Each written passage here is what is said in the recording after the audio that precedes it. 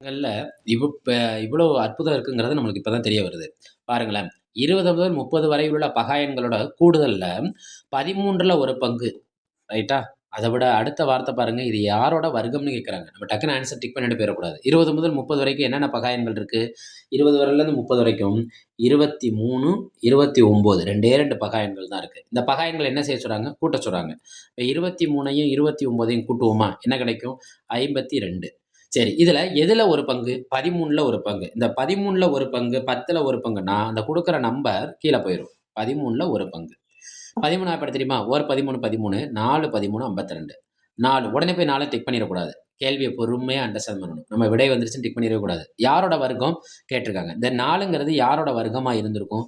2 2 4. அப்ப இது யாரோட வர்க்கம்? 2ஓட வர்க்கம். அப்ப ஆப்ஷன் பிய குறிக்கும். போட்டித் தேர்வுல வெற்றி பெற வாழ்த்துக்கள்.